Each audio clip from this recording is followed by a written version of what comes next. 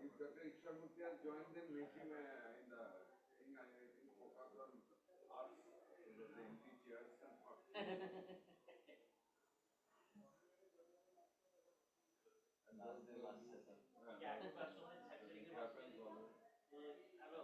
And you please come forward.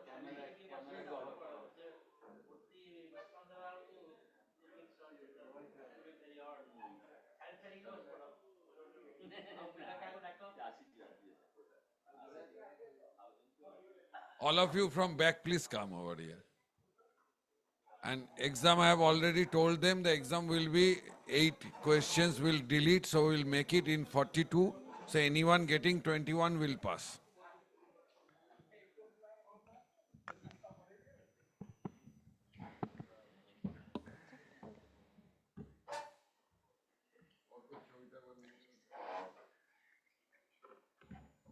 Let Dr. Ishramurthy join.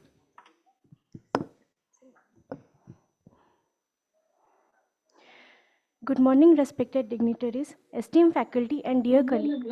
As we gather for day 3 of EFIAGE, point that learning is no longer just about new concepts, but about refinement, deeper understanding, and the confident application of skill. Over the past 2 days, we have witnessed insightful discussions, shared expertise, and hands-on experience that truly reflect the spirit of this fellowship. Today, we build upon that foundation, focusing not just on what we do, but how well we do it. Endoscopy continues to evolve at a remarkable pace, and its thorough platforms like FIAGs that we stay aligned with innovation, precision, and excellence in patient care. With an exceptional lineup of sessions ahead, we look forward to yet another enriching and engaging day of academic exchange. Thank you, and a very warm welcome to day 3 of FIGs. With this, it gives me immense pleasure to introduce our first chairperson of today, Dr. S.S. Mahanti sir. He completed his MBBS from SCB Medical College and went on to pursue MS in General Surgery. He joined MKCG in 1992 as a lecturer and has been actively involved in surgical education and training. And he is currently serving as an associate professor in the Department of General Surgery, MKCG. With extensive expertise in general and laparoscopic surgery, including endoscopy and colonoscopy, he brings with him a wealth of clinical experience, and we are honored to have you with us today, sir.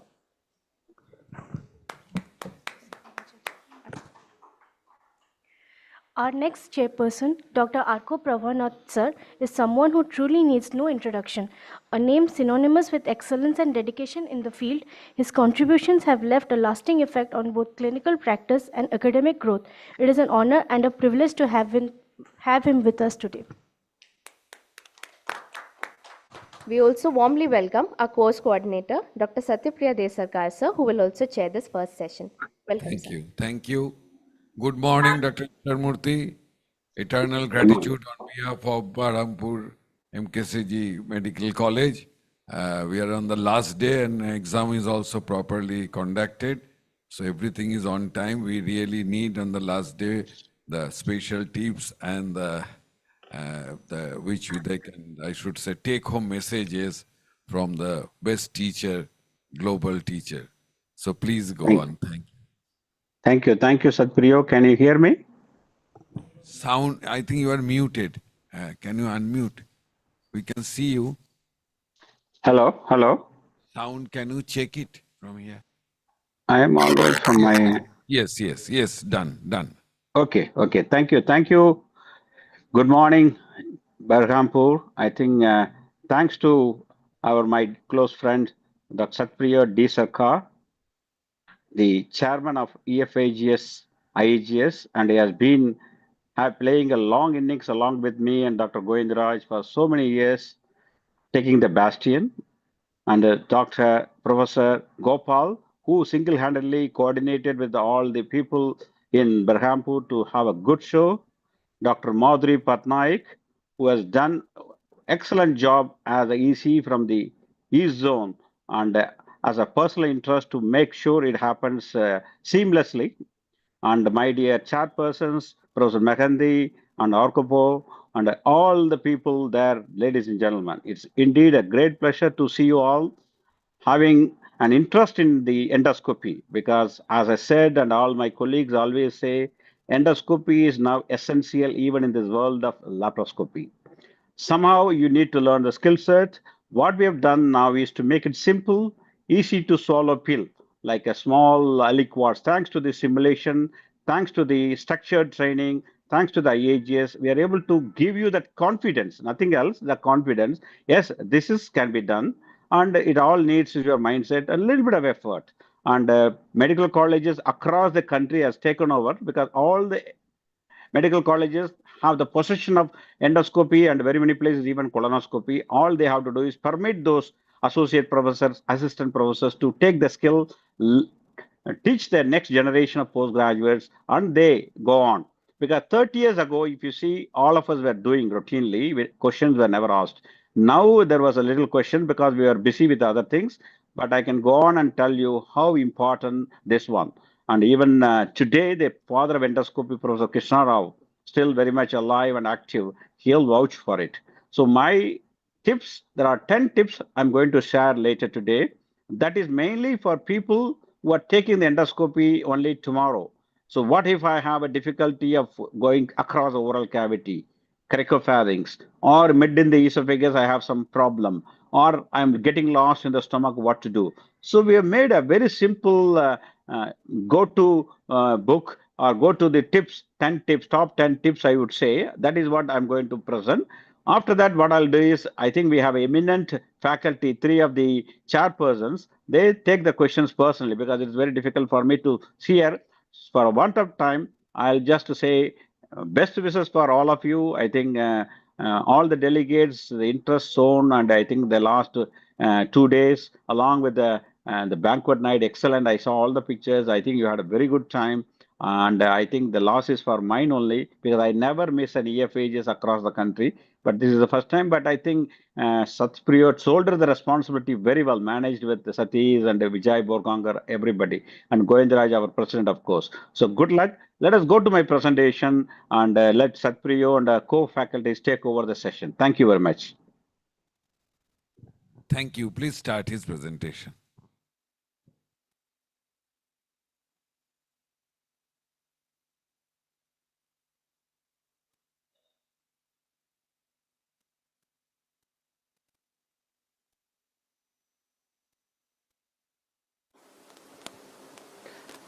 My dear friends, welcome to SEM Endoscopy Masterclass.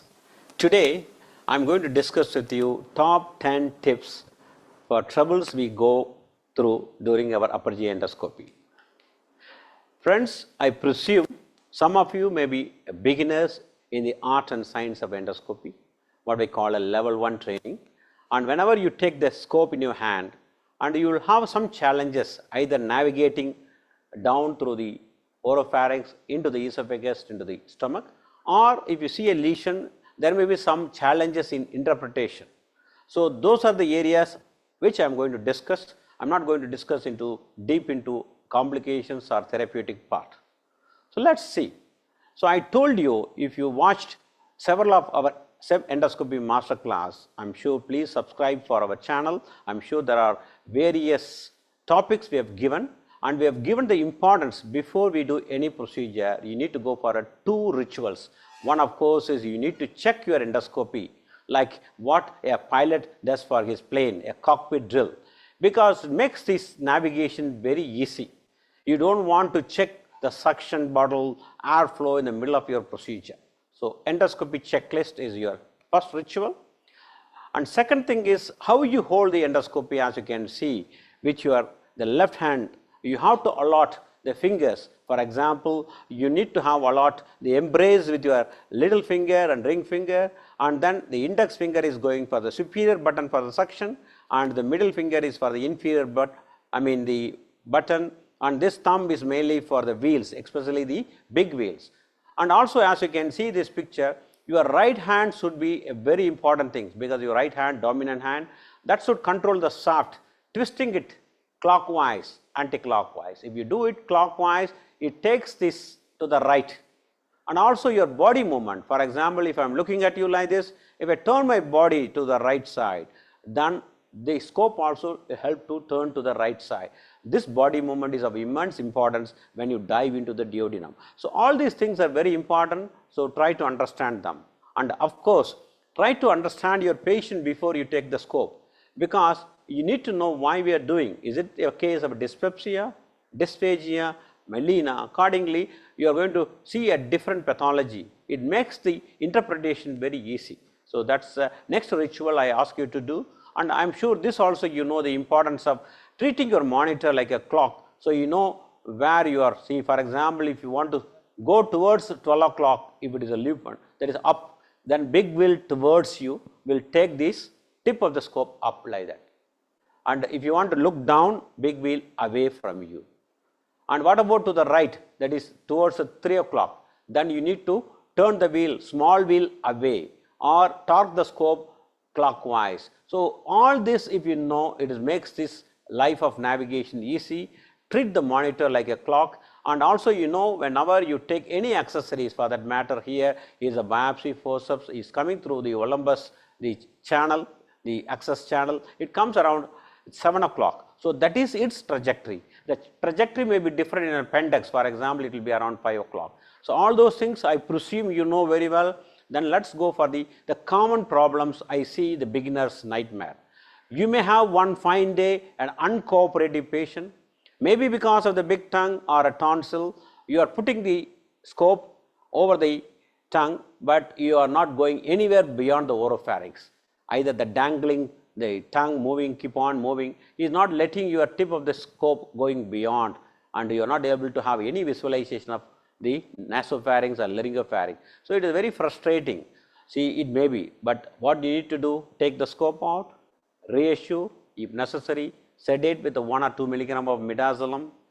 But very important thing is go back to the basics. You need to get the tongue at 12, soft palate uvula at 6 o'clock, go in the midline, then try to have a glimpse of epiglottis. Then don't go in front, but behind the epiglottis if you go, then you will be able to see the vocal cords. But still, if you are not able to achieve these things, the best thing is to go for what I call a finger guided intubation. What do you mean by finger guided intubation? As you can see this picture, you need to keep the mouth guard on with the scope in place, but your left hand, now you need to put it inside like that, steady the tongue with the left index finger, then you pass it. So here is a very brief video just to show you how it is done. See how it is going in like that, and like that it will go in. Okay, so this is the way it will go. So that's the way you go. So this is only to show you how I am just keeping the scope on my shoulder. So this is something like insertion with under just blindly, but with a finger guided. Once you go, and this is the next challenge, you have already seen a beautiful view of vocal cord, arytenoid fold, pyriform fossa, which is the right left pyriform fossa. Whatever is at 3 o'clock is the right pyriform fossa here, left pyriform fossa is here. And what we normally recommend is to try to go either here in the postcricoid region or through the left pyriform fossa. But it may not be possible because we are instructed not to use force. It always go under vision. In spite of all these things, if you are not able to go here or here, then what will you do?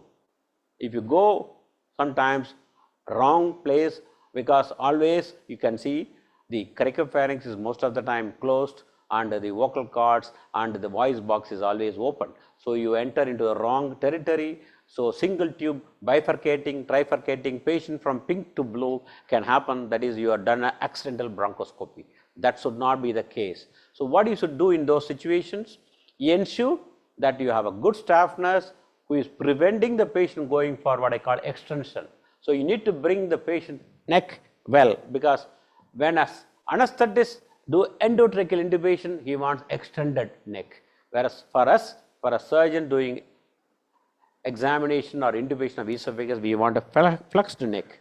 So that's the thing. But in spite of all these things, these three situations makes it difficult to intubate cricopharynx. It could be a case of a post-cricoid web in a patient with anemia, glossitis, chylomicria, or post-cricoid stricture, maybe benign and malignant, or could be a case of a Zelker's diverticulum, where every time when you pass the scope goes into the posterior diverticulum, a blind pouch, not going into the anteriorly misplaced the normal esophagus. In those situations, remember what an anesthetist they do whenever they have a difficulty intubation. They take a bougie. Similarly, what they do with a bougie guided intubation, we go for what we call a guide wire guided intubation of the esophagus. That is, you pass the guide wire through the access channel as shown here, and the flexi tip, metallic tip guide wire will go through the left piriform fossa, pass it about 5 to 10 centimeter beyond.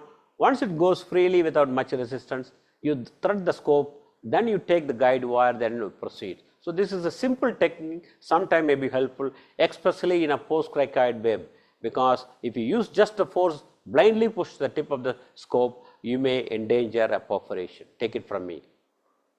Next, of course, is a challenge for the beginners is you go mid-esophagus, you see a lesion like this, like a circumferential, malignant looking, infiltrative, ulcerative or proliferative lesion, and you have no space to go.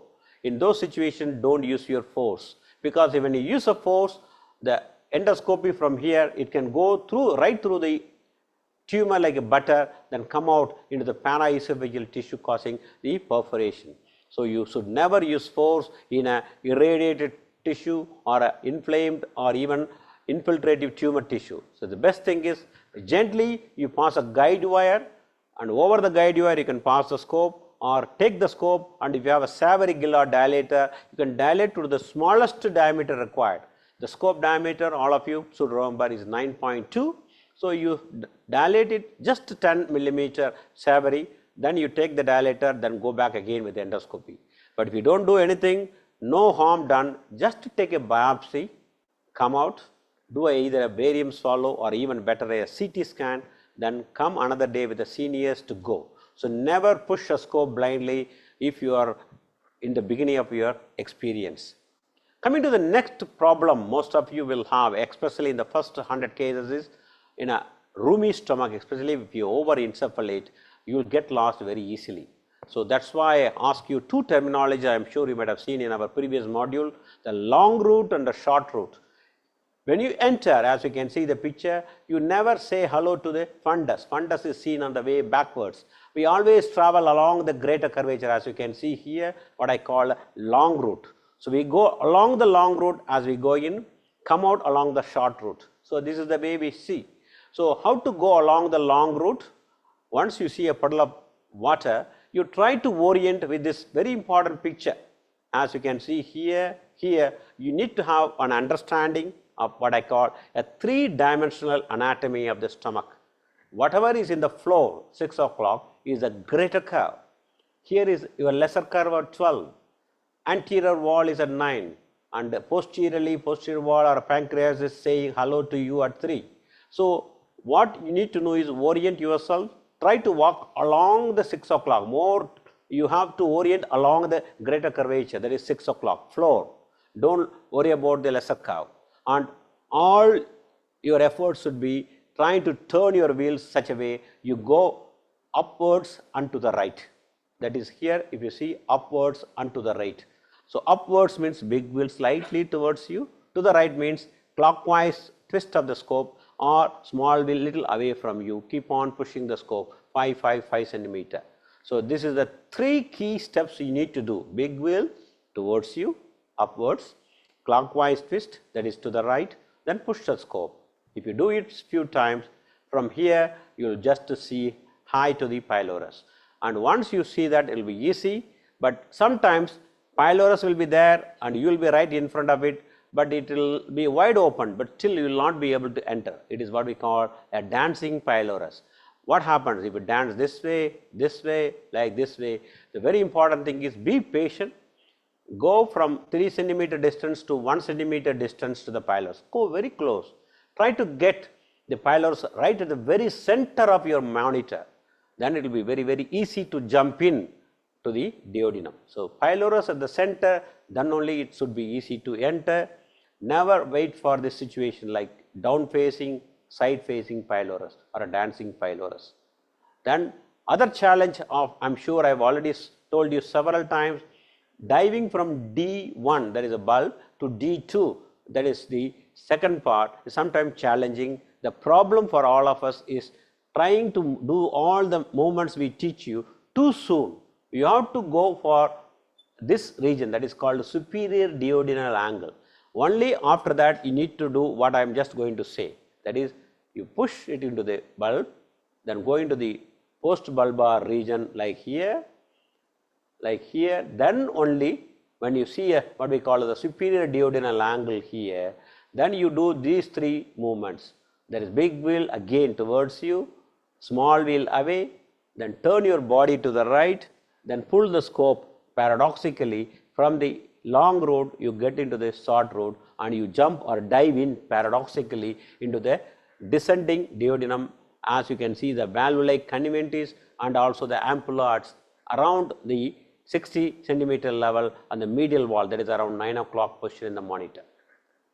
So the last thing in the navigation, sometimes especially when you have a patient with distended stomach with a lot of fluid or blood clot, the fundus may be obscured. So you even large lesion like this can be missed. So in those situations, you better momentarily at least you make the patient's head under the bed little tilted like this. So look up when the patient is head up. So that way you will be able to have a fundal examination nicely done. So this is the way we do what we call a J maneuver. Completely the big wheel towards you. So you start looking up and up. So you can very easily see initially the incisura, later the body, fundus, cardia, everything. So you will not miss all these lesions like a varices or a gist tumor or infiltrative lesion. So these are all the few tips. I am sure it will be useful to you, and also few things regarding the interpretations. For example, what do you think is a lesion here? Where is it? I am sure all of you will understand in a J maneuver, this is a large ulcerative growth along the lesser curvature in the cardia region. How big it is, if you ask me? You know the size of the scope, now you can measure it. That is, it is 4 to 5 times the size of the scope, so it is about 4 to 5 centimeter. Or if you have, for example, a biopsy forceps, for example, here as you can see, and the biopsy forceps, open biopsy forceps is about 8 millimeter. So that also can give you a clue. So biopsy forceps, size of the scope can act like a measuring scale. But the one thing you should not do is taking a biopsy from this lesion is not easy. So because if you see, this is the configuration of the scope. You can't take any accessories in acute bend like this. The scope has to be straight like this, then only you can take. So the thing is, you straighten the scope towards the body like this, take the biopsy forceps to the very end of the scope like up to here, then you do a J maneuver, then come out, then took a biopsy, then go back in, then straighten, then come out. So multiple steps as you can see here. So 6 steps, 1 step biopsy is now brought into 6 steps as enumerated here. So otherwise you will damage the scope. So these are all the tricks, not very well described in the book, but very, very useful in day-to-day practice. The next challenge I saw a lot of beginners are struggling is there a hiatus hernia? how to measure and the hiatus size. So you need to understand there are two types of hiatus hernia basically. The commonest one of course is a sliding hiatus hernia like this. Very rarely you will have a paraesophageal hiatus hernia about 10 to 15%. And here is a classical pictorial representation of sliding hiatus hernia. So when you go in with endoscopy in a patient with a reflux disease, the first thing you need to look for is the Z line, the scomocolumnar line. So that is what you need to go as depicted here and here, what level it is. Normally is around 39 to 40 centimeter. It may be proximally migrated in a patient with a hiatus hernia, maybe even 30 sometimes. The second thing is you go further in, ask a patient to say ah or sneeze. That time there is a momentary constriction of what we call the external, the hiatus, the right crus. So that will give a pinch cock mechanism here, and that is what depicted here. That is the level you need to ask for. The distance normally in a normal people is not much, about 5 millimeter to 2 centimeter at the maximum. If it is more than 2 centimeter the distance, then it is definitely there is a dumbbell shaped stomach proximally migrated, a typical hiatus hernia, which can be very easily can be appreciated when you do a J maneuver like this. You can see a large, patulous hiatus, the scope with a space big enough for even additional 4 scopes can go in. Or even in a patient with, as you go in, sometimes you can see the whole, the fundic gastric mucosa prolapsing. So these are all the few classical findings you see. But what is more important for you, especially in a patient who are having just a slight laxity of the lower esophageal sphincter, is to go for this Hill classification. This is very, very important nowadays with the endotherapy is on the available in the horizon. For example, when you do a J maneuver, this is what we normally see, a scope nicely gripped by the crus of the diaphragm, no space at all. There is a grade 1. Whereas there is a little space during inspiration, not during expiration, phasic variation, then it is grade 2, little laxity. They may have sometimes some amount of reflux symptoms. Here, as if there is one more scope can go in, that amount of constant gap is seen in grade 3. So grade 1, 2 and 3 are not hiatus hernia. Only grade 4, there is, as you can see, there is a proximal migration of the stomach with a laxity so big, 4 scopes can get in. That is what we call a sliding hiatus hernia. In other words, grade 4 Hill classification is equal to sliding hiatus hernia. Rest of them you just tell lax LES. Hill classification you can mention is a grade 2 or 3. Of course, this is what looks like a diverticulum, could be a case of a paraesophageal hiatus hernia, better perceived by a CT imaging. Next challenge for a beginner is recognizing a Barrett's, measuring a Barrett's. Thanks to narrowband imaging and chromoendoscopy, I am sure this salmon pink mucosa is easy to perceive, but what you need to understand is you have to measure from the hiatus level, or what we call the top of the rugal folds or a gastroesophageal junction. So top of the gastric fold, TOGF, that's what monitor measured here. From there, how much of the circumference, that is C, how much of the tongue of mucosa, that is the maximum length. So circumferential length, maximum length, both measurements are necessary. See, circumferential up to here, maximum is up to here. So all those things are very, very important. And the last bit of advice I want to give is, whenever as a beginner, if you have an impacted foreign body like this, try not to take them lightly, because they may be sitting time bomb. When you take them out, either there may be bleeding, or if you try to pull them, they may cause a laceration. Second, accidents can happen. Second, whenever there is a clot over an ulcer, try gently wash them. If you forcefully disturb a clot, it may initiate a bleeding, which for a beginner difficult to control. So these are all the things you have to watch and get the experts' help if possible. So ladies and gentlemen, what I want to tell you is, yes, you're all keen for a good training, learn a good technique, but the very important thing is try to acquire all the tools necessary to achieve all the goals of perfection in the art and science.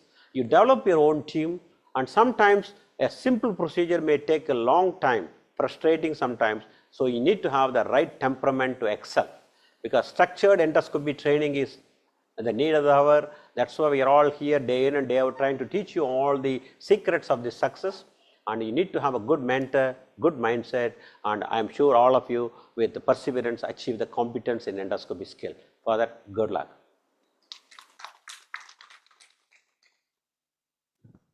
Any question if you have? I think he has given, that's the best part of EFIGS, because anywhere you go globally, they show you there are some mechanical My dear friends, description. welcome to SIM Endoscopy. Yes, let him go on. Oh, that's the same thing. Okay. So now you can ask me, I'm there, any question, any confusion. I think he has given answer to all the confusion that can happen, Many people, those who have not taken the structure training for long, they know that these points were never discussed, even after doing thousands of successful endoscopy, but they are not sure about these important points. So I always say that even after so many 7 years as chairman of National Endoscopy Board, I still really learn every time I come. Many small things I may have done, but without any very proper intention I have not done. I don't know that I am doing that. But you must understand that when you do everything what you intend to do, that's a better training. So for the patient, okay, you may be, but and another thing we try to do in our all presentations to update you regularly. Newer classifications are coming out.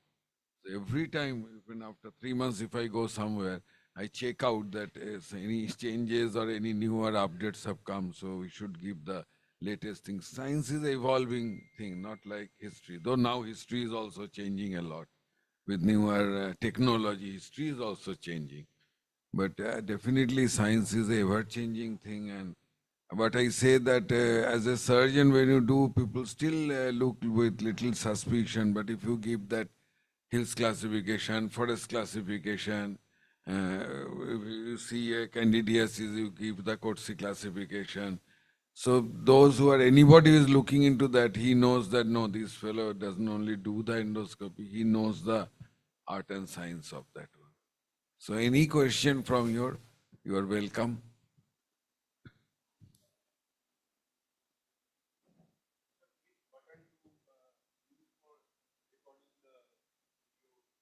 That depends on the software which you are using. That's nothing special for the endoscopies, but that depends on which software you are using. Every software has its own type of thing. I also feel that all all laparoscopy cases we do unedited recording in our institution. All the cases. Anyone challenges anything, is this transparent? It is there. It was a very difficult. So they should go and see. It's not negligence. It was beyond our limitation. So that can always happen to anybody. So here also, literally a little interesting cases. I think you should have a software, not very costly at all, where you can do this thing. And also after that, I think you all should learn how to edit the recordings also. Now so many things have come up, technology apps where you can edit the thing. So unnecessary or which are non-controversial, that part you delete and keep it as time constant is there for everywhere. So try to edit that one also. We're also trying to do that. And also I should say, like surgical audit, from day one, try to keep your so many cases. Suppose here also doing, he also did so many first decade I have not recorded anything or not kept the audit. Then I understood, no, so many good things we are doing. That's a problem for Indians, all Indian surgeons, I think, everywhere. Many of them, especially in a little little distant places.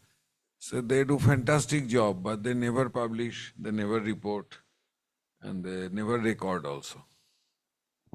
The Olympus scope comes with a software, reporting software. There is an option to record in that software only. You can record directly from the console or from the software. Different from for Pentax also. Pentax. So each maker has its own software. And should have a team, I think, periodically, like as the surgeons meet at least bi-monthly. I think those all of who are doing endoscopy, try to meet once and everyone show the whatever interesting cases he has seen. Maybe for 5 minutes, 10 minutes, so half an hour meet, and then you discuss among yourself. I think you will be immensely benefited.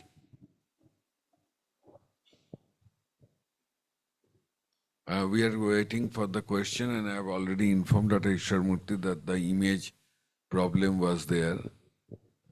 So next time we are also planning what to do from central. If you do, saying that if the link is direct, then this should not happen. As it is going from there and then coming, we'll be cautious. So what we decided that not out of 50, we'll consider is out of 42. Anybody gets 21 means he is passed. So Dr. Gopal, if you can get their marks, then before going, I want to finish up the Viva marks and this one. So we'll finish up and before valedictory, we'll give the results also. And I request everyone to come to Delhi convocation. Convocation is a beautiful convocation they make.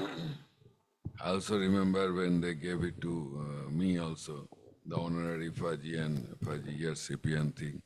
So convocation is a very memorable thing, and moreover, now in all our conferences, they're international conference. Really big people, big shot are coming, and then again with this Zoom link now, you can join anybody. In my institute also the bi-monthly or 6-monthly Olympus has a training program. This time I asked Dr. Shilva Shekar, who is current president of ALS RGBI, that is Association of Robotic and Endoscopic Surgery of Great Britain and Ireland.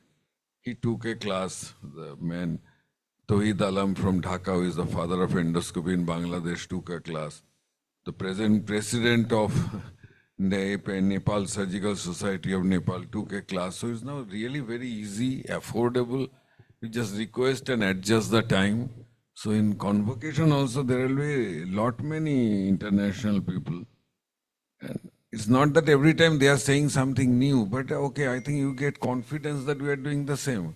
What we are doing in Barampur in Ireland or in the Chicago, they are doing the same thing with little modification that may be due to the infrastructure they have. So I think that also gives you immense confidence and a good exposure. Because once you go for any international conferences, it's pretty costly. You go once and then you understand. With that 10 times you can attend the national conferences here. So I request all of you to attend our convocation, attend the conference for 3 days. And we also always have, they are also from AIG, even for international places, this type of live demonstration. You must admit that live demonstrations were very good.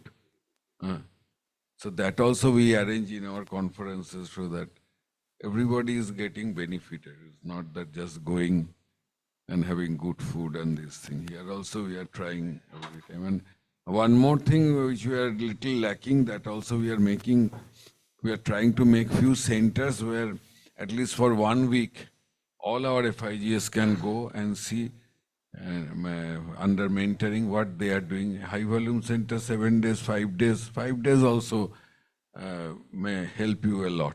And we asked everybody to make affordable staying, and things are not absolutely affordable. I think that also we are trying. We made few. My center is also ASI certified center. Now ASI also have made all over India around 12 centers where the ASI people apply and they send their name to me, and then those people come and stay for 5 days. So the same thing we are planning for IGs. We need more centers actually. Because at a time, if 1 or 2% come, then they get the maximum exposure, and sometimes I unofficially allow them to take out the instruments also. So that's also we are planning, and this year our Faji colonoscopy will be done in Jamshedpur. So that there we'll try, especially for colonoscopy. Many people have told me that if they can go for at least 4 or 5 days to a high volume center, they can see the room setup, What are the points they are making? Here also I request extra toilet should be there and a restroom should be there post colonoscopy, even endoscopy, where we are specially using the sedation. So that if you have enough spaces and a fantastic thing, at least 3, 4 or 5 if you can do. AIG has a 25 bedded post-procedure room. Nothing happened. And they have each of them having at least a pulse oximeter, which even you ask the companies, I think they will be happy to give you 25 pulse oximeter. And one sister there who can even after that monitor the pulse oximeter, that pulse and this. These are very standard thing actually all over. Rarely any problem happens, but if the problem happens, then it's a big chaos. People are waiting for that. After the procedure, you send them back. Keep them for 10, 20 minutes. That will be enough usually.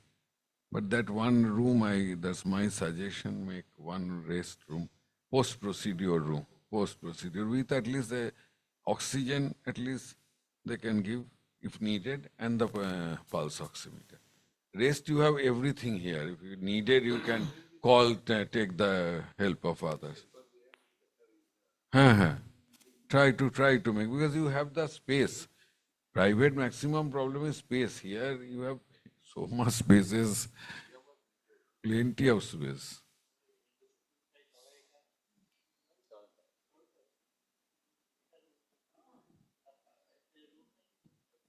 One room is there. So just a planning, and some toilet should be there for the patient, especially for colonoscopy. I have made 2 toilets, especially in one hospital, another 3 toilets they have. So that the colonoscopy, after giving the enema, high bowel enema, they can rush to the toilet. I hope within another year we'll come for something else, some other training.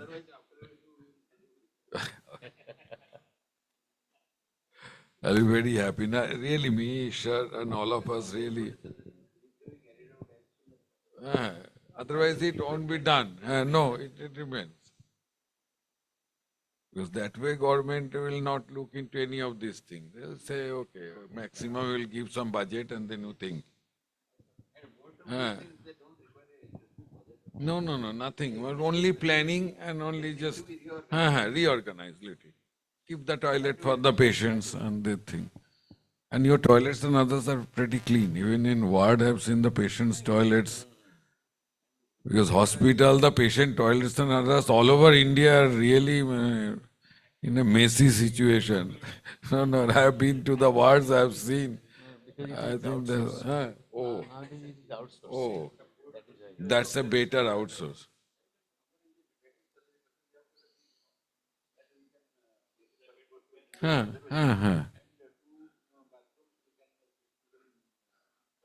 Absolutely. And there you keep one, the trainee nurse who are taking training. In rotation, they give that few hours when it is done, she will be there in the mid of them and looking into the anyone complaining, any breathlessness, anything, and the pulse oximeter. Then she can report. That makes a big difference.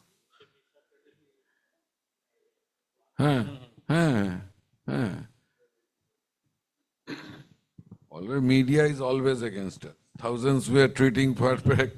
One patient, then they suddenly say like that. After an excellent conference, if you go back and dinner and take good food, what's their problem? We have done everything. I've seen in media it has came in a big way. Why doctors are taking good foods after whole day they have contributed without any charges. Without any charges they are doing beautiful conferences. Evening, if they danced also, what's the problem with the government and media? So these things really happens. So if they have nothing there, so you can go to wind up, or if there is the machines are there, you can do little hands-on. Some of the delegates have been telling me that there was some lack in the guidance in the simulator room. If anybody wants to use the simulators, we are here till we are here till 12:31. We will help you and guide you. anybody who wants any time with the simulators, just give me a tap on, I'll come and show you.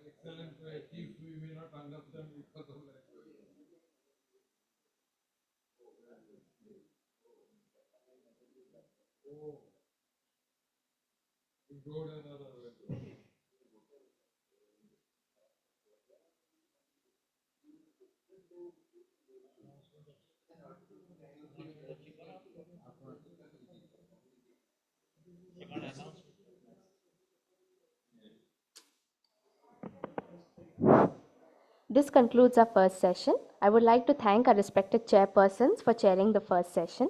And I also would like to request Dr. Satyapriya Sarkar sir and HOD Dr. Siva Prasad Patnaik sir to felicitate Dr. S.S. Mohanty sir.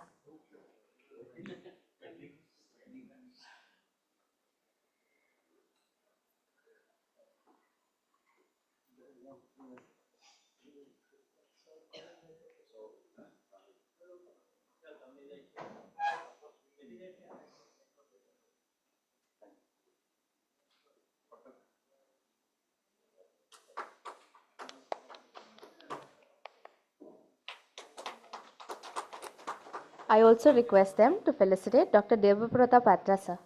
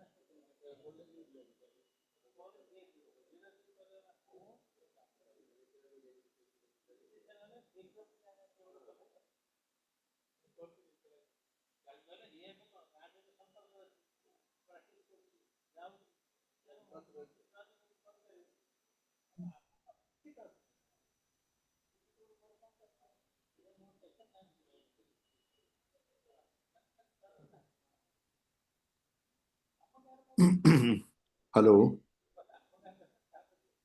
hello.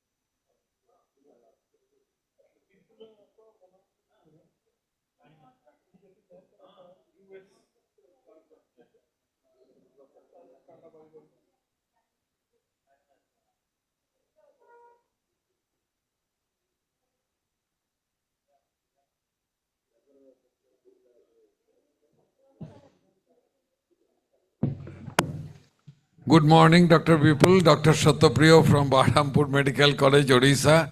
So last day we are very eagerly waiting for you. Dr. Bipul Rathore is our advisor and a very close friend for last 1 decade. We all together spreading the endoscopy and endo ultrasound. Actually, can you hear? Can you hear me? Bipul, can you hear me? Yes, I can hear you. Okay, okay.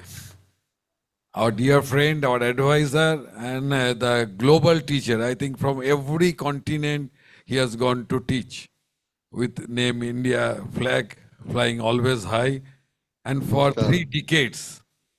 So it's a really honor for you all. So that Dr. Bipul Rai Rathore talks on endo ultrasound. And like us, he feels that the surgeon should take up this thing seriously, and this is the future. And he is having the best of instruments there. I think after Japan, Vipul Rai Rathore has the world's best, all the instruments and the skill and everything what he does. Every time we are mesmerized. Just see that what can be done. So without any more wastage of time, I request Dr. Vipul Rai Rathore, the global teacher, the Indian flag taken all over the world of endo ultrasound, and he is going to deliver your lecture. Thank you, Vipul. Thank you, Satyapriya, for wonderful words. And as always, thank you, the entire organizing team of Odisha. I'm sorry that I could not be there personally. But I'm sure you guys are fantastic. I've been watching the pictures and the videos. I also logged in, Satyapriya, for your live lecture on YouTube also. So that was a very nice experience. And I'm sure everybody had a great learning experience with all of you there. So sorry for not being there physically. But now let me see if we can start the proceedings. So I'll share my screen. Send request. Sharing is not turned on. They have to turn on my sharing. I'm sending the request. If you can allow me to share. Yeah, now I can share. Okay. Are you able to see my screen now? Yes, we can see. Can You hear can you see the loudly and screen, right? clearly see your thing. Yeah.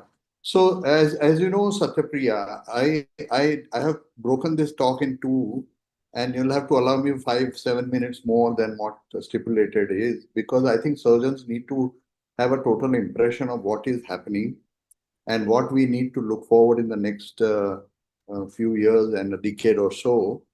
So I'm just saying the role of endoscopic ultrasound in upper GI and HPV lesions, clinical application in surgical practice. Now, any surgeon who is practicing, especially in cities, I'm not talking of taluka places or very small town, I'm talking of city dwellers, surgeons should be aware of this kind of arrangements. So there are no disclosure from my side. So what is the objective of this talk today? Now, me being a surgeon, I left, I published, I remember, 1,000 lab coli without a single bile duct injury in 1994-95 in digestive surgery from Mumbai, along with Dr. Shrikhande and Dr. Nande. We published a series. Since then, when I left for Germany with Nip Sohendra, exactly 30 years now, I have not operated, and I'm purely looking at flexible endoscopy as my mainstream work. So I'm just going to give you a little idea as to how endoscopy has evolved and how endosonography has evolved, and why it is very important for surgeons to have that in your armamentarium. So let's go ahead. So first we will talk about some of the esophageal and gastric lesions or upper GI lesion which requires endoscopic ultrasound intervention. And then I will go for pancreatobiliary in the second stage. So those who are not aware, these are two different types of endoscopic sonography machine. This is one scope where the transducer scans perpendicular to the axis of the scope. So it gives a CT scan like image, 360 degree. And believe me, I still use it for last 30 odd years and radial endosonography even today in my clinical practice. So all gastroenterologists who are saying radial is dead, I think they don't know what they're missing. So learn properly a radial EUS and then progress to linear EUS, which allows you to interventional procedures like transgastric, transduodenal, transesophageal, transrectal, biopsies or drainages or other interventional procedures. So I'm going to talk about that. Now, these are some of the very, very early equipment, and there is a huge evolution of endoscopic ultrasound equipment over the last almost 40 years. Interventionally used, that is when you say endoscopic ultrasound guided biopsy, Professor Peter Willman from Denmark, he's a friend of mine, he's a pioneering surgeon himself, and he developed this technique of interventional EUS first time in the world. and he did a mediastinal lymph node biopsy in late 80s, you know. So I think it's very, very important for us to understand and acknowledge the contribution of pioneers in the world. So these are some of the equipment which you have today in the armamentarium. We already have now EUME 3 Premier Plus at our unit, which is the most updated version of endosonography you can ever have. So endosonography's history is like that. It started in early 80s. Then we wanted tissue diagnosis, then the development of linear scope. Early 90s, the US FNA got established, and then emerging therapeutic applications over the last 20 years or 25 years. So when you talk of esophageal cancer, a lot of people will ask me, why you need endosonography for an esophageal cancer when you have a CT scan, PET CT scan, and all this imaging. So I'll tell you why we need it. Now see, this is a patient, dysphagia, G junction, and there is a tumor, normal stratified mucosa. Biopsy, this was a stricture, paraesophageal lymph node. Now what will you do? Multiple endoscopic biopsies were negative. So what we do is, we do stricture dilatation, gentle balloon dilatation. And then there is a special scope which we pass, which goes over a guide wire, the pediatric gastroscope size. And then we do endoscopic ultrasound. You will see EUS. We'll load the probe on this guide wire. And you can see immediately multiple lymph nodes around, and this is a classical tumor in the wall. It's a subepithelial extension of the tumor. So what we do is, we do EUS guided biopsy of the thickening, because mucosal biopsy is not giving me any diagnosis. So whenever you have a doubt of an esophageal stricture, not getting a tissue diagnosis, suspecting strongly an esophageal cancer, you have to rely on a good EUS. So that's the first step. Now, I'm not going to talk theoretical about the staging and the accuracy and all, but I'm going to show you that what staging can have an impact. See here, this particular case, this is a G junction cancer. This is the aorta. This is the left cross of diaphragm. And this is a G junction tumor. See, this is already a tumor here, hypoechoic tumor. This is the aorta. This is the tumor. As I advance further, you can see the tumor is already breaching the adventitia. It's already T3. As I come up in the supracarinal region, this is the trachea you will see here. You can see small lymph nodes like this. These are very tiny lymph nodes, para-aortic. And these lymph nodes can be missed on a PET CT. Now you can see this is the trachea, and there is a small lymph node here.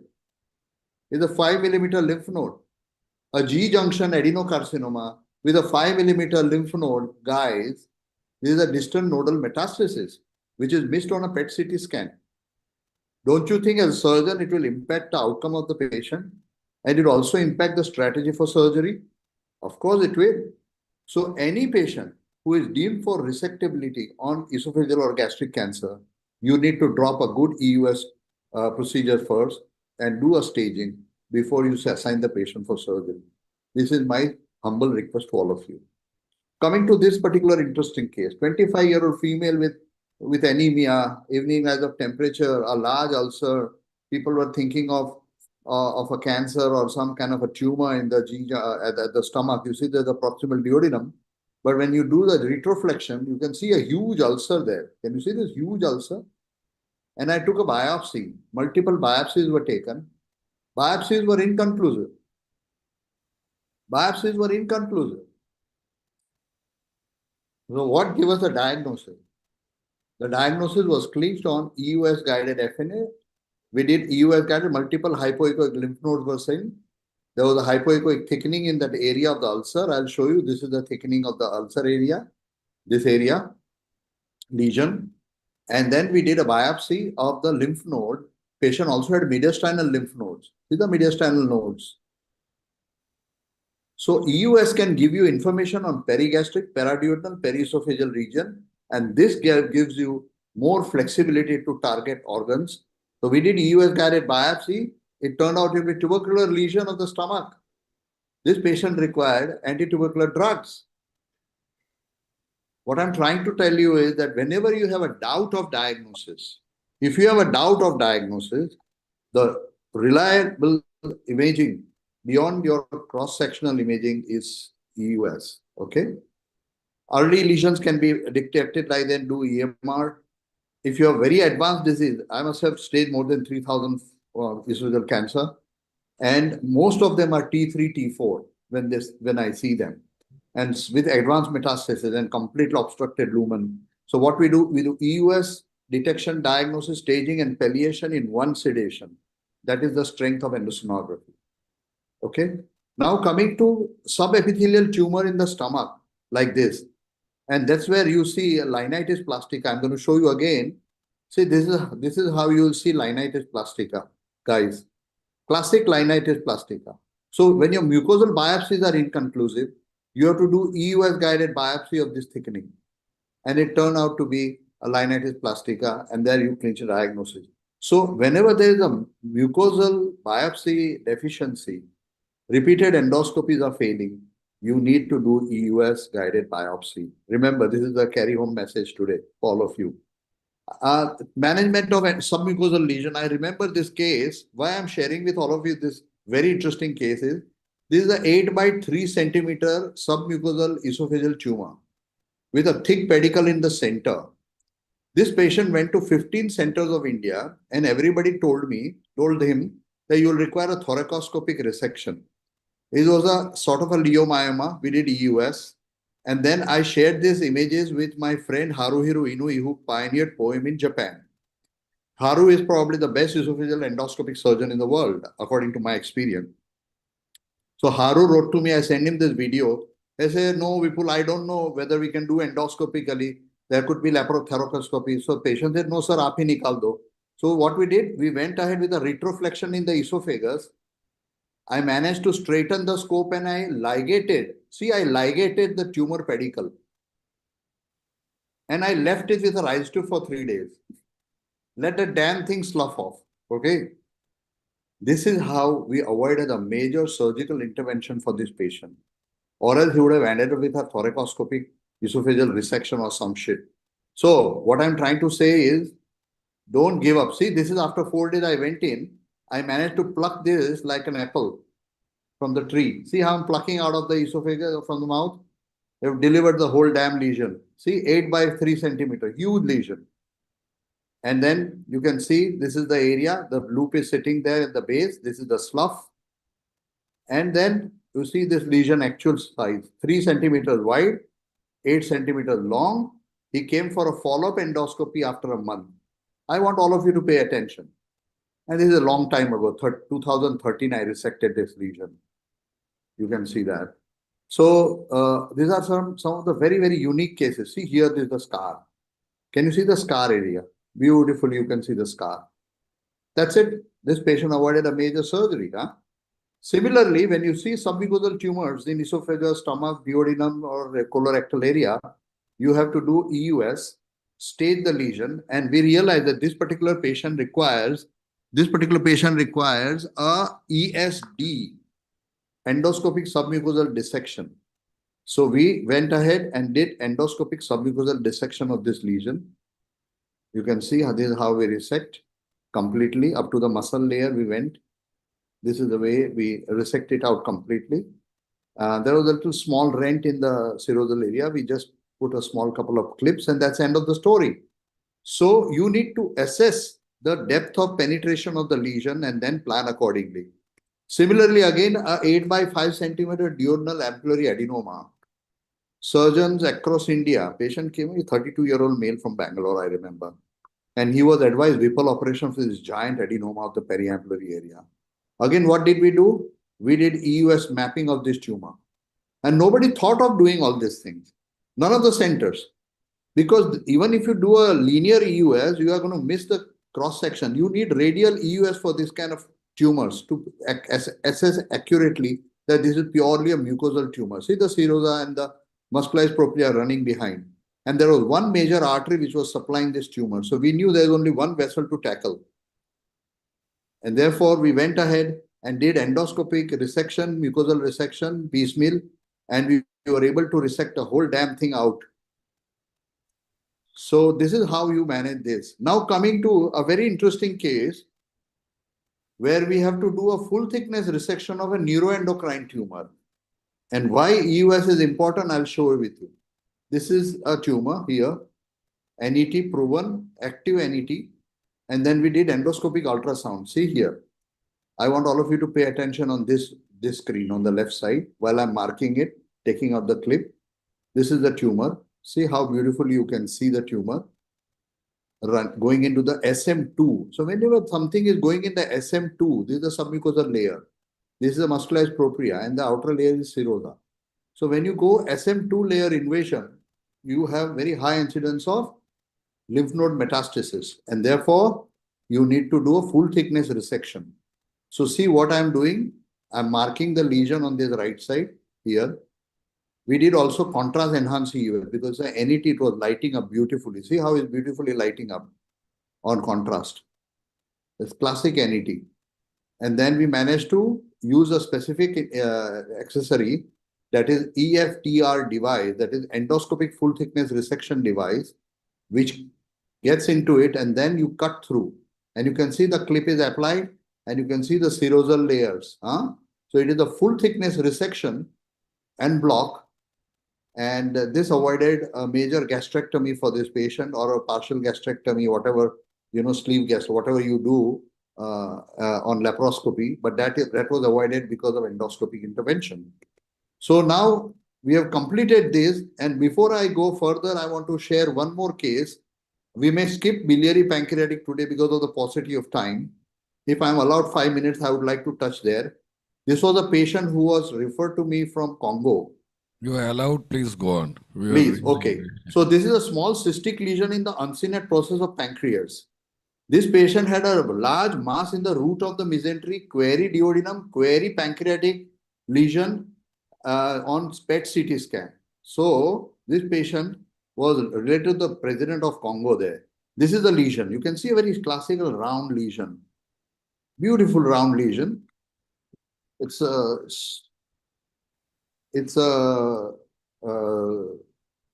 did a contrast enhanced EUS also. You can see it is lighting up. Can you see this? But it is not lighting up the way I would like a NET to light up. And this was a metastatic NET, believe me. And I'll tell you why. We did EUS guided biopsy of this lesion, core biopsy with immunohistochemistry. So we always use a 20 gauge needle, transduodenal. I was able to puncture. And we took a core biopsy of this particular tumor.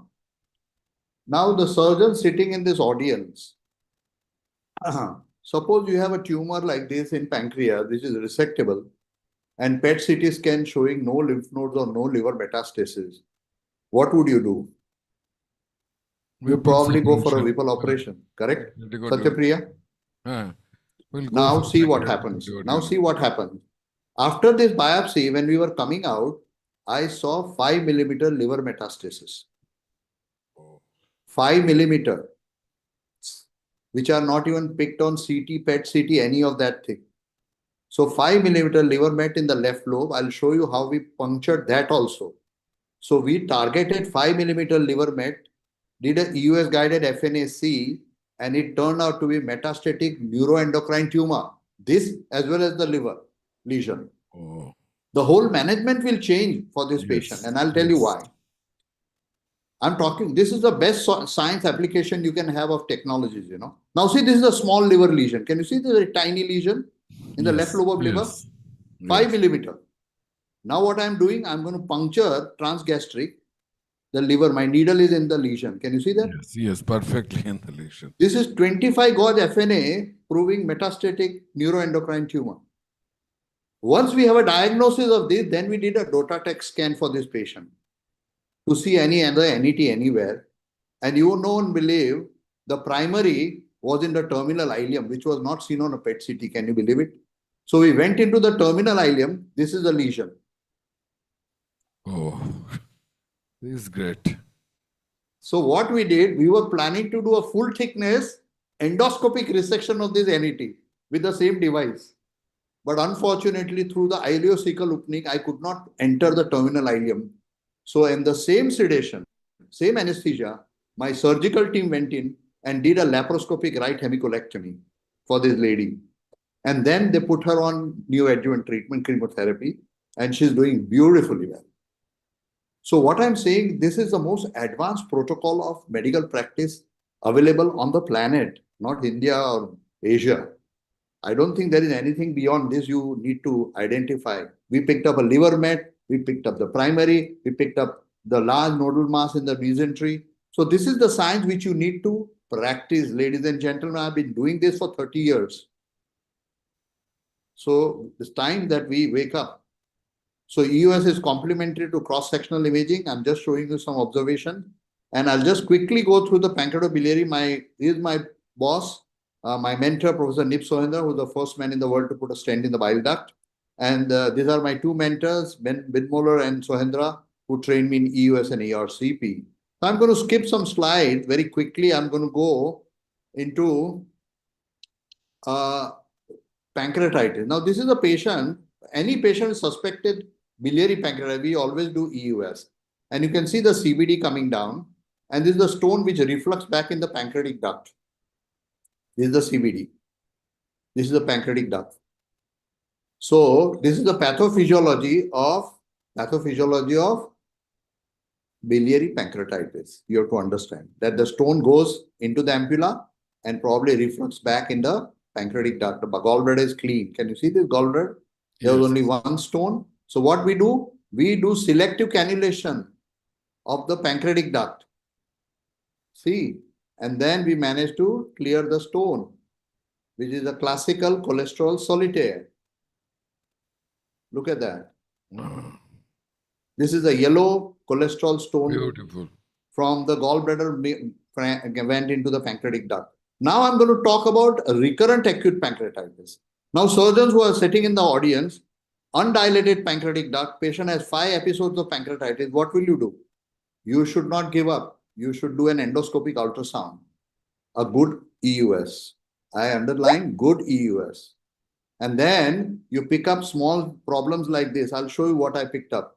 We picked up a small 3 millimeter stone in the minor papilla here. This is the CVD. This is a minor papilla stone. Can you see a small 3 millimeter stone? Yes, very nicely. So what we did, immediately we went in and did a major papilla sphincterotomy because this patient had incomplete divisum. And now I'm going to go to the minor papilla. See, this is the minor papilla pre-cut. I'm doing a pre-cut and see what pops out. A small stone which was picked up on EUS. So this is what you are missing. And this is not picked up on MRCP, CT scan, all imaging known to mankind. So let's cut the crap and do EUS. Any patient with recurrent more than 2 episodes of pancreatitis, you have no etiology, don't just blame genetic. You have to dig deep. Okay. So I'm just going to skip some slides. But I'm going to show you something for somebody who is doing ERCP in this audience there. Suppose they are doing. Then we had placed a stent for this lady in the head region and she had an alpha loop pancreatic duct configuration. See alpha loop. I want all of you to pay attention. Can you see how the wire is going? Is going in and forming an alpha loop in the duct. Can you see that? This is a ductal anomaly. Now, if you can straighten this duct, this patient will avoid surgery. And this is exactly what we did. We were able to cannulate deep into the duct, massively dilate, purely ductal disease, and we managed to dilate. We did a pancreatic sphincterotomy. A lot of soft stones came out. And there's a young lady of 22. We managed to put 2 7-French stents in the first sitting. First sitting, we placed 2 7-French stents in the pancreatic duct to straighten the duct. So this is what advanced pancreatic endotherapy means. So I'm just going to go and tell you about pancreatic fluid collection. One last slide. That nobody should touch infected necrosis except an interventional endoscopist or an interventional radiologist to start with. Because enough studies have been proven that patients do very well with least invasive options of endoscopic necrosectomy. I remember I had an opportunity to do first direct endoscopic necrosectomy 25 years ago when these metal stents were not available. Mind you, 25 years ago, we have been doing endoscopic necrosectomy. So this is what I thought I'll share with all of you, that surgery has no role in infected necrosis in almost 98% of patients. Only 2% of patients you might require surgical intervention some form if everything else fails. So this is something which I want all of you to take home this today. I'm going to skip some slides. I'm going to skip all the slides now and go straight to my final observation. Now, this was the first case, first EUS symposium, ladies and gentlemen. Look at the date here, August 2005. This was the first hands-on EUS training, and we have our president of IIGS attended this meeting. Can you see Govind Raj? Yes, Govind Raj. He looked like a young boy at that time. Yeah, so I thought it's an apt moment for all of us to share that this is the journey which we had. 20 odd years we have been doing education and training. So it is my personal opinion that is high time surgeons should take up flexible endoscopy and endosonography as a subspecialty and make it as a career choice, because future is going to be least invasive, not even minimal invasive. So if any of those surgeons who are interested in endoscopy training, we at Fortis are starting endoscopy fellowship for basic endoscopy. Probably from June onwards, we are starting with IIGS and ASI probably joint hands. So I welcome all of you and I thank you all. Thank you, Dr. Madhuri and the entire organizing team. Thank you, Satyapriya, for this opportunity. I think he needs a real clap. Every time he delivers, we know that the horizon is opened up. Thank you very much, sir. On. Thank you. But I would be happy to have some question. Yes. So if you allow us, sir, am I audible, Satyapriya, Yes, sir? yes, you're audible, visible. Dr. Madhuri. Sir, one small question for this pancreatic necrosectomy patients, which you do endoscopically. So how is your recovery period for these patients? See, you have to understand that there are various variables in patients with infected necrosis. Now there are some WOPN which are straightforward walled off necrosis, like one large cavity. Usually we have this patient admitted for 3 to 4 days in our hospital and they go home. Wow, that's great. Now, if there is a plain pancreatic fluid collection, we put a stent today and next day patient goes home. Next day. If there is a very complex, in fact, I was just showing you a case. I'll just go back a little bit if you don't mind. So what I just wanted to ask, what is the CTSI scoring or how much is the necrosis cases which you can take up endoscopically, sir? Yes, now I will show you. I'm going to show you this particular case. You know, this patient came to me and I was going to go to Japan before this. And in emergency, I had to drain this guy. He had 60% necrosis in the cavity. Traditional teaching is 30%. Yes. Unfortunately, I don't follow any tradition. Grade 3, the CTSI means severe pancreatitis. Yes, it was complete necrosis with a lot of infection. So when we did, this guy had 5 interventions. He was in the hospital after I came back from Japan. And now what has happened is, you will see something, I'll show you at the end of the video.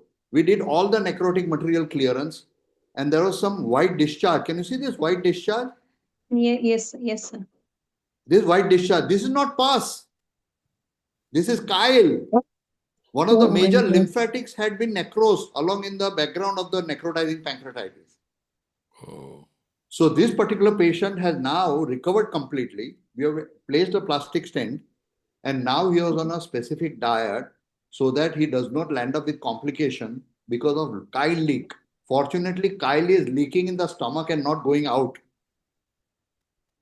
Oh. You understand what I'm saying? Yes, sir.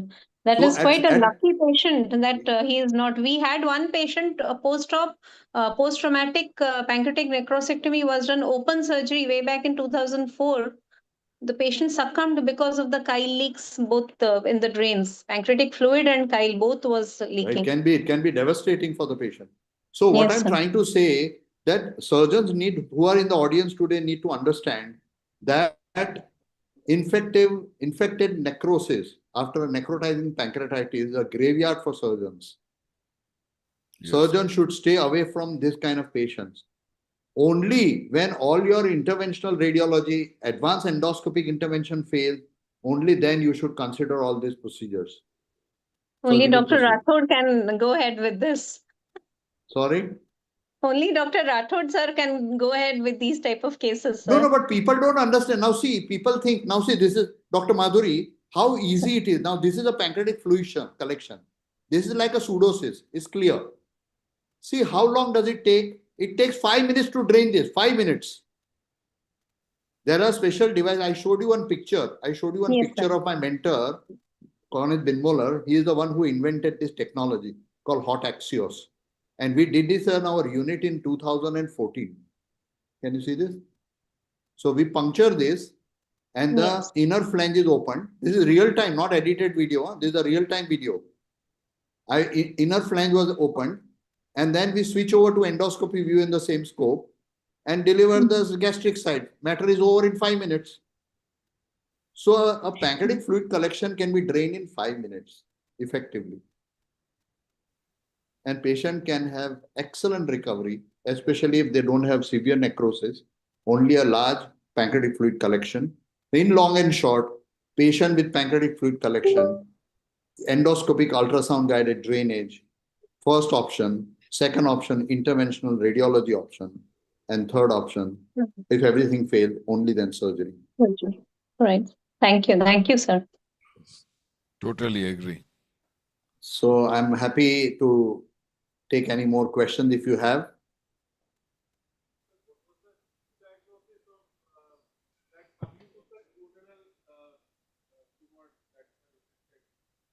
Good afternoon. Tissue diagnosis of that submucosal endocrinal tumor you have resected. Sorry, tissue diagnosis? Yes. It is a locally active neuroendocrine tumor with not metastatic, with not very poor IHC expression. No, So not the pancreatic, the duodenal lesion, submucous. Large tumor. Yes, yes, yes. That was an adenoma. Okay. There was an ampullary adenoma. Okay. Okay. Yeah, that patient is fine. He avoided a Whipple operation. So he says, sir, I avoided Whipple, but I ended with Whipple. I say, yes, what to do? Dr. Satish is there. Satish, any question from your side? No, thank you, thank you. Satish ji नमस्कार. नमस्ते. आज हम आपके शहर में हैं. अच्छा, मुंबई में? नहीं, कल तक बरहमपुर में थे, आज मुंबई है. Okay. Unfortunately, I am out of town.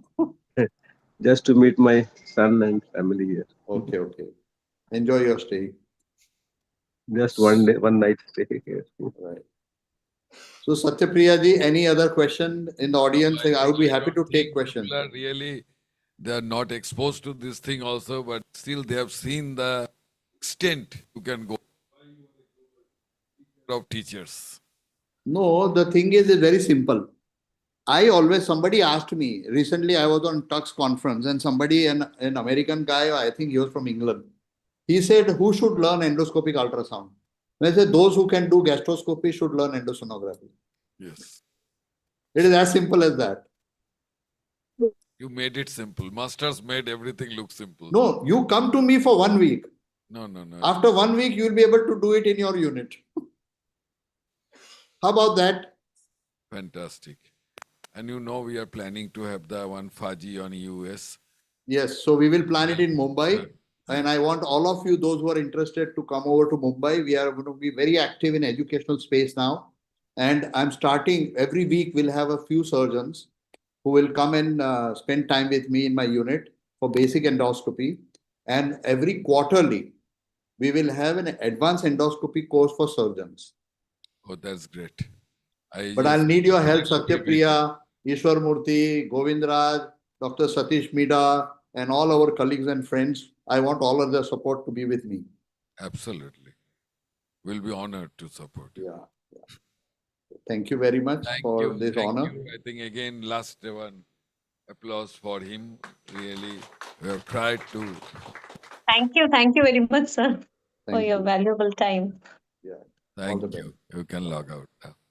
Thank you, sir. Thank you. Thank you. So that's why we really tried all over India. Madhuri requested me first, and then I said, no, we'll make it worth it. worthy, so that you don't feel that nobody has wasted. I know you had 250 boys exam 2 days back, a huge administrative job, but even after that you made it, and I think that this will have a lasting impression on many of us, those who have joined. And every time, that's why I said that I learn every time I come from this one or that one, and now internationally, as many people love me, so I just go and request them, and I have seen that rarely anybody said that no.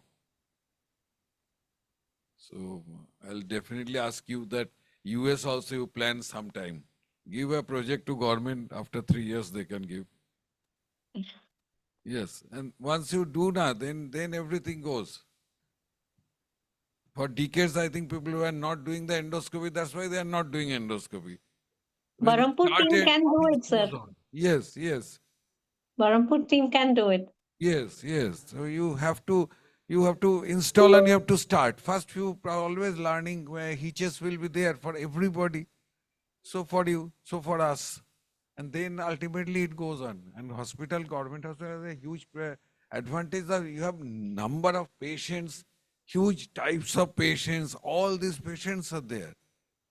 And they are really getting some services which they never dreamed of.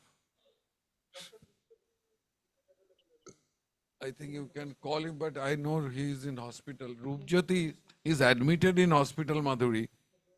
Yes, sir. Yes, sir. Rupjyoti sir won't be able to deliver his talk because he's not well, sir. Yes, yes, So we that's the would only skip thing. that. We would skip that topic. And that Sure. was taken by Dr. Arko Prabhunath yesterday, and Yes, that was a yes, very well already is taken taken up. topic. So Right. today they Thank had you, a sir. on machine thing, exam nicely done. Machine also Sir, they have I'm extremely hands-on. sorry for some emergency case. I had to rush in the morning. I'm really No, no, sorry no, for that. therefore, no, Otherwise, no, no, no. You I are would the have been there. person who did it, and now virtual presence and physical presence makes minimal difference.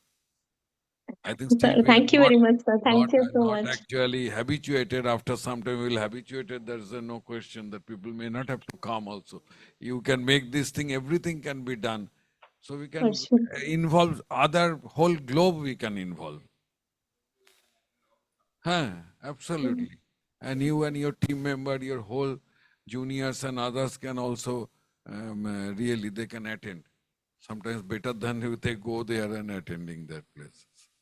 Thank you everybody. Thank you.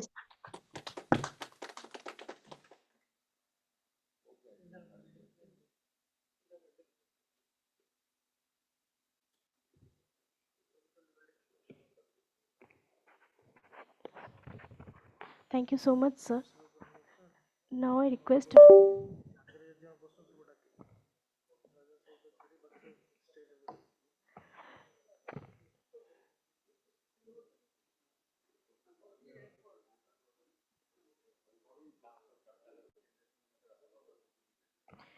Sir, now I request Dr. Sibaprasad Patnaik, sir, to kindly grace the dais for the valedictorian function.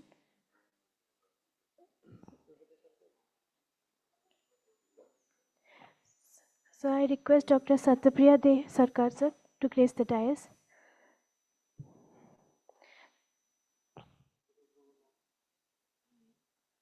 Sir, I request now Dr. Arko Prabhunath, sir, to grace the dais. Sir Charan Panda, sir, kindly please grace the dais for valedictorian function. So now I request Dr. P.K. Kar, sir, to kindly grace the dais for the valedictorian function.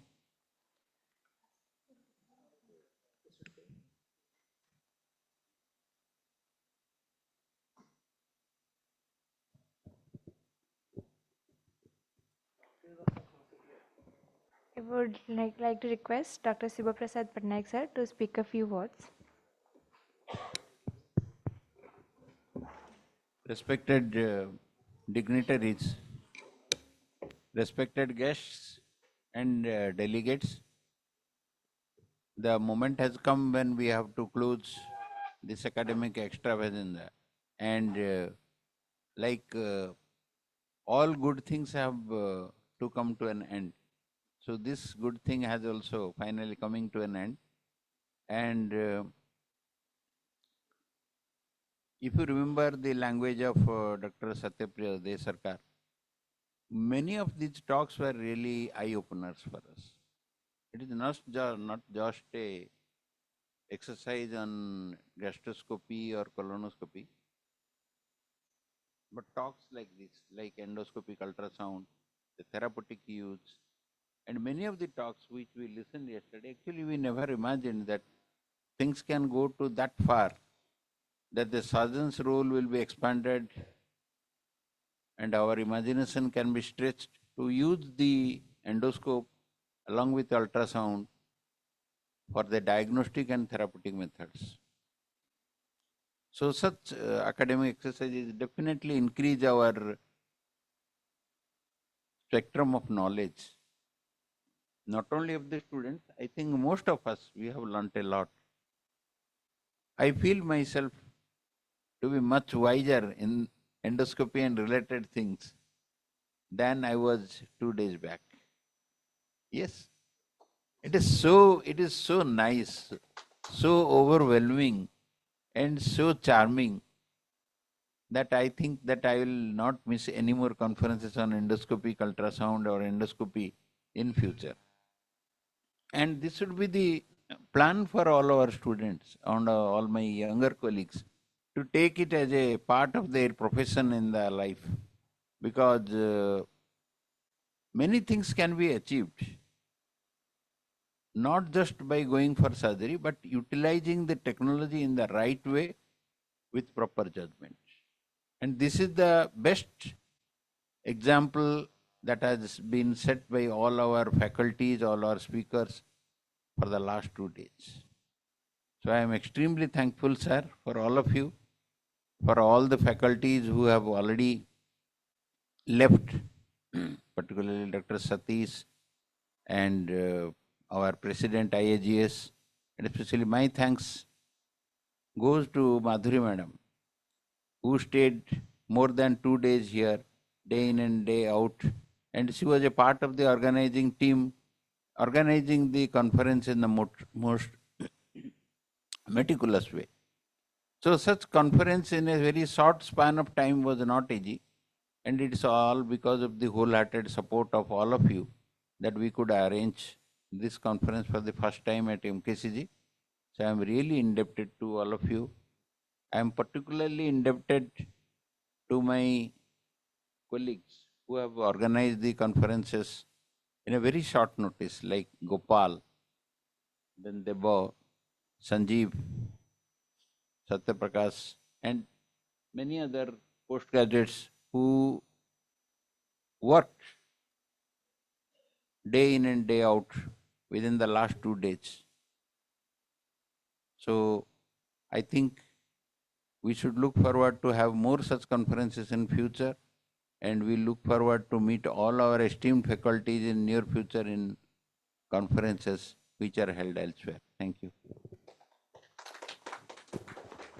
Thank you so much, sir. I would now like to request Dr. P.K. Gar sir to enlighten us with few words.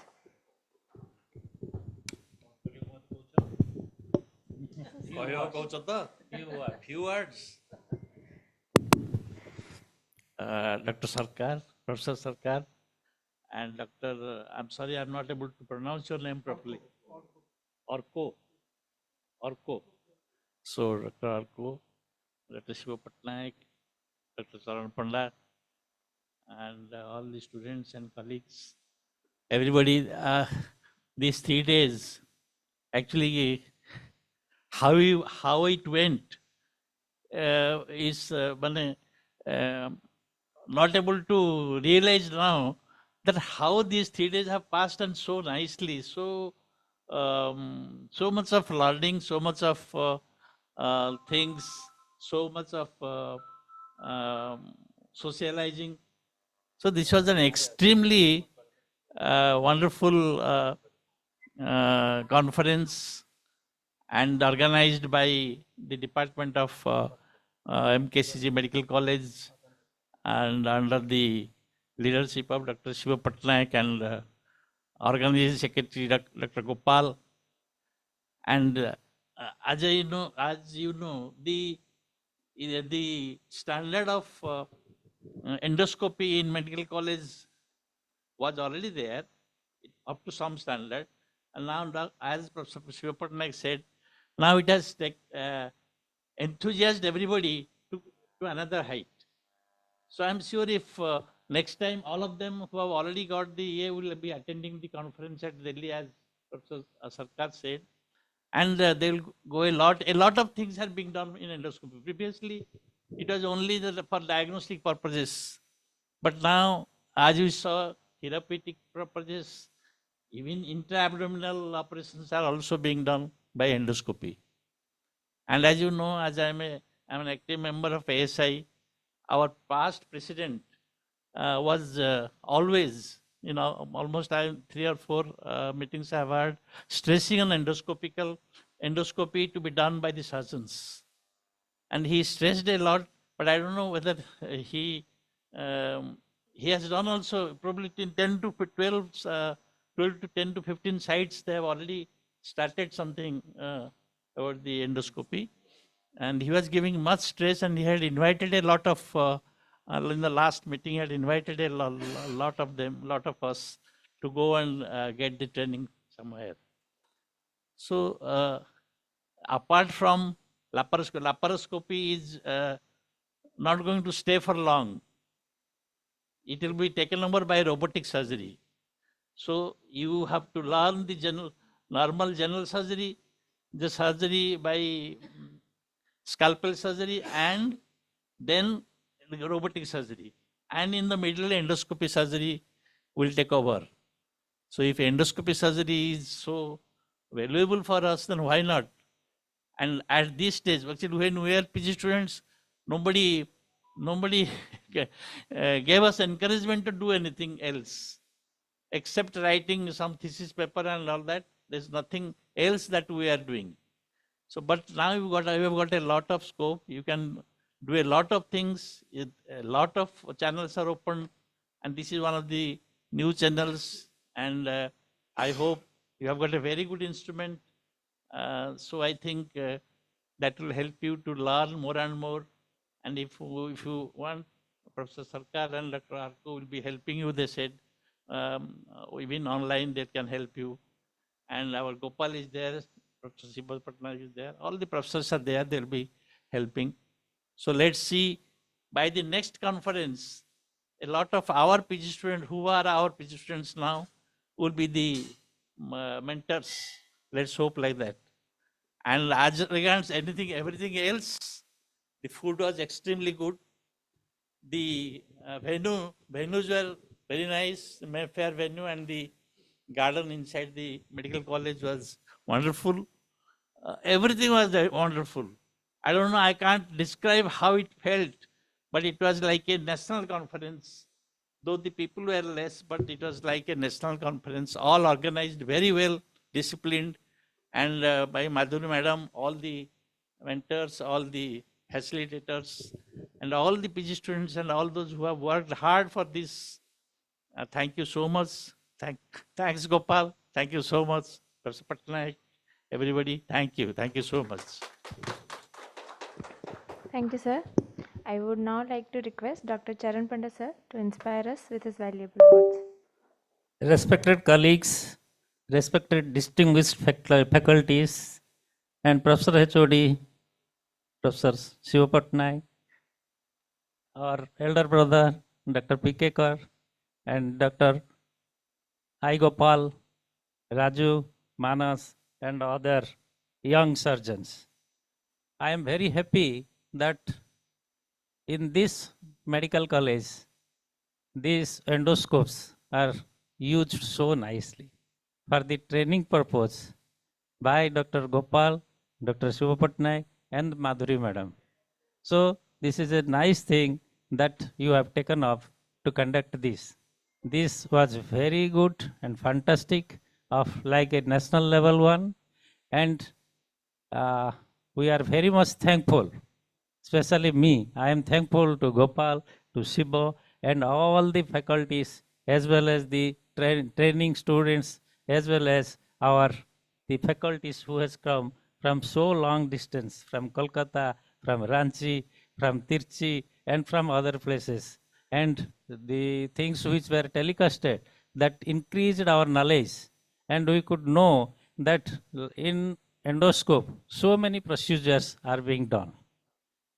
And this mastery in endoscopy and endoscopy surgery doesn't come overnight. It is built case by case, error by error, reflection by reflection. Use this workshop not just a learn technique, but to ask questions, to understand complications, and to develop safe practices. Ethics must remain at the core of your journey. Every innovation you adopt must pass the test of necessity, safety, and benefit to the patients. To trainers, the faculty here, I offer my respect. You are shaping the next generation of surgeons, not only in the skill, but in values. To participants, I say, this remain humble and remain committed to your lifelong learning. It is a continuous journey of refinement. The true mark of a great surgeon is not how advanced their tools are, but how wisely they use them. So learn it, use perfectly, and become good surgeons. I wish you all a productive learning from here and learning in future. And I am very much thankful to you all. Most especially Dr. Rai Gopal, Madhuri Madam, Dr. Shiva Patnaik, the faculties of this place, and the trainers, as well as the faculties from outside, as well as the persons who has taken up this fellowship. Thank you all. Thank you so much, sir. Now I request Dr. I am very happy, just 1 second, I am very happy that this auditorium, after my retirement, I could come here and see this type of functions are being done. Because I tried a lot to keep for this, because this building was for the super specialty building of this medical college. But fortunately, the PMSSY, means the Prime Minister Swasthya Yojana, super specialty came. That's why there was a separate super specialty building. So this building was to be distributed to some other departments. And we are fortunate, and at that time I was HOD as well as the medical superintendent of this medical college. So we could get it this G+4 centrally air conditioned with all type of facilities. And because I was professor here for a long time, I tried and got all these endoscopes. And now I'm happy that these endoscopes are utilized and proper utilization for the training, as well as many of these students under the leadership of Gopal, under the leadership of other Dr. Mohanty and Dr. Sanjeev and other doctors, the new postgraduates, they are performing now independently the endoscopy. That's why, and also they should learn the interventional endoscopy. So we will be very happy. Thank you all. Thank you so much, sir. Now I request Dr. Arko Prabhanath, sir, to say a few words regarding his experience. Good afternoon. Very little is left to be said after what has already been said. I want to express my absolute gratitude to Dr. Patnaik and the organizing committee of Baharampur, especially to Dr. Rai Gopal sir. You've been a rock star, and all the other team members who have given their everything to organize such a beautiful event.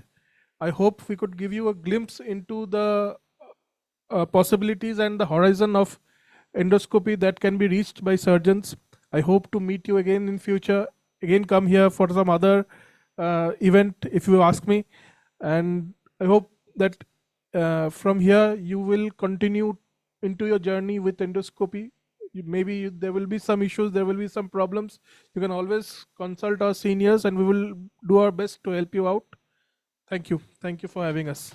It's been an honor and a privilege. Thank you so much, sir. Now I request Dr. Satyapriya De Sarkar, sir, who has been the backbone of this event, to say a few words regarding this event. Actually, all technical words are said and it will be definitely continued. I want to say that ethically, what he has said, ethics is a very, very important thing that gives you strength. When you are in bad time, and that bad time at least, that gives you strength. So mutual respect, you respect your patient, you respect your senior, you respect your junior colleagues, and only that respect will be given back to you. So mutual respect, hatred doesn't help. I don't believe in any form of hatred. So I feel that from your India, from your parents, from your family, you learn this thing. Our education system seriously lacking from the school days, so that we become ethical. So that's very, very important. Respect everyone. Whatever small you learn from anybody, from juniors, from your, even your nursing staffs, your grade 4 staffs, ground staffs, many times they give you very precious words which you follow. I just finish up. My father was also professor of surgery in National Medical College. During my school days, sometimes I used to go to the hospital because father used to take me and then wait in the hospital, then go back home. So she used to make me stand or sit by side of the security and go for a round and come back. So I used to see that all the senior doctors are coming, everybody is saluting them, making good wishes, and they are not giving it back. But my father is always giving it back. So I asked that, I was with 3-4 class like. I asked him, sir, father, nobody is giving them the wish back. He said, I am older than them in age, in education. How I can be lower than them in courtesy? So that really touched my mind. I think that you should also follow that one. So be courteous. So that they're not only education, they cannot overrule over in courtesy, in ethics. That's very, very important with learning of ultrasound and endoscopy. Thank you. Indeed, it's a very important sentence which Professor De Sarkar has told. We must know how to become humble, how to pay respect, how to be courteous, and that creates the true sense of respect among the workplace. So this is all. This is the final thing which we have learned. And one more thing I have to tell, that even if the entire team has worked so hard to make it a success, if there is a single person, I would try to name who is to be singled out and who is to take, and whose name is to be remembered for the success. He is Dr. I. Gopal. And undoubtedly, I think nobody will work so much for his own daughter's marriage also. Yes. And Dr. Gopal deserves all credits and all praises. And you truly deserve. It's just impossible for any single person to do such a thing. It's just a total combined effort. Everyone were interested, of course, under his guidance and everything. Even though he was busy in this examination, we were all internals, we were all busy, but still on the line we used to work on it. It is But, your we have made total it. hard work that made it possible. Thank you. Thank you, sir. Thank you, sir. Yes. He was working with us and under me. So I know how efficient he is. Thank you so much, sir. Now I request Dr. Siva Prasad Patnaik, sir, and Dr. Satyapriya, sir, to kindly felicitate Dr. Sanjeev Kumar Pradhan, sir, our Assistant Professor of MKCG Medical College, who has played a pivotal role in organizing this event.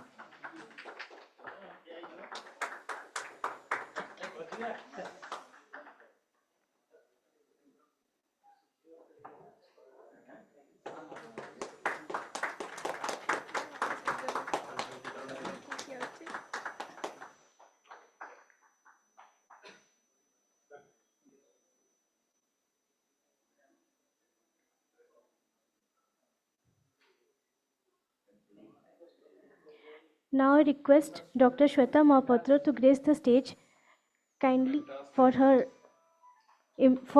magnificent performance yesterday.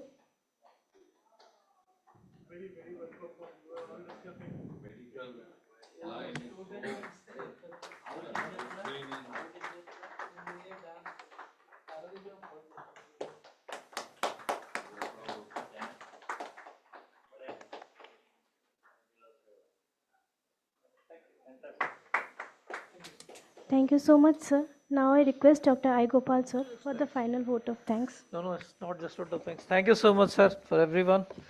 Just pardon us if you had any some sort of troubles in between and all. We tried our best, but again, from the deep of my heart, to thank each and every colleagues, teachers, even Dr. P.K. Garu sir, Rajan Sahu sir, Charan Punda sir, lot of people who are not now there inside the college, but still they are so much indebted for the college activities and all that at any point of time when you used to talk, they are the first persons to respond, particularly Charan Punda sir and all. Just tell them and they are ready for something or the other.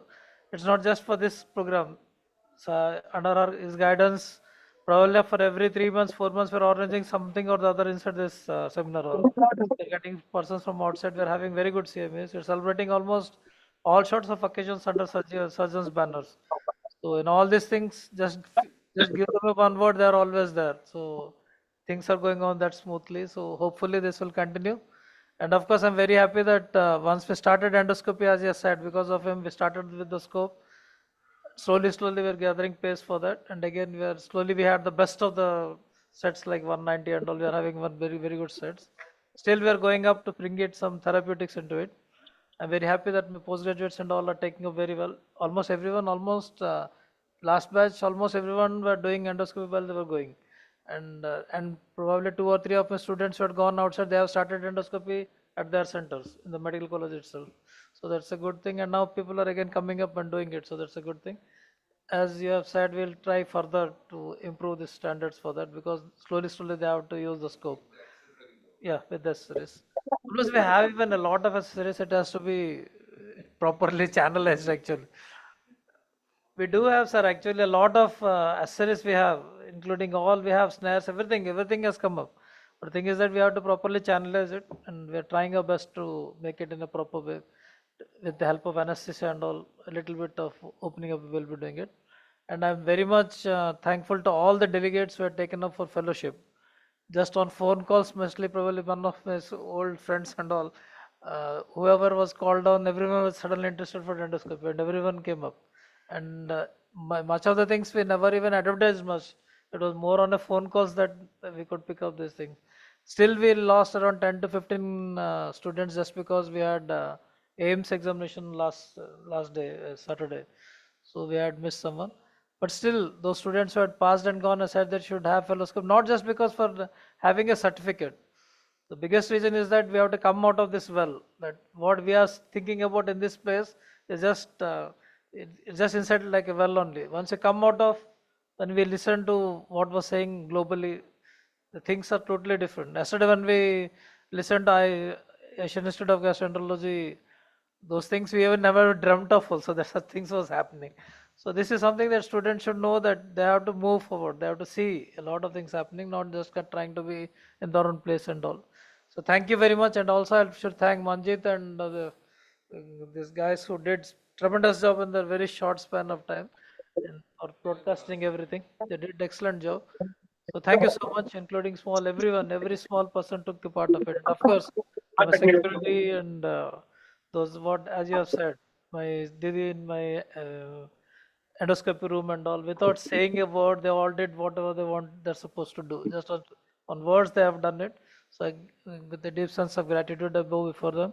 Thank you all again once again. And some another day, we'll be doing it again once again. Thank you. Again, thank If you you, can Dr. hear I. me, Gopal.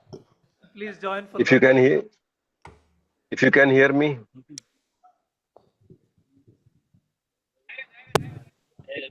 hello.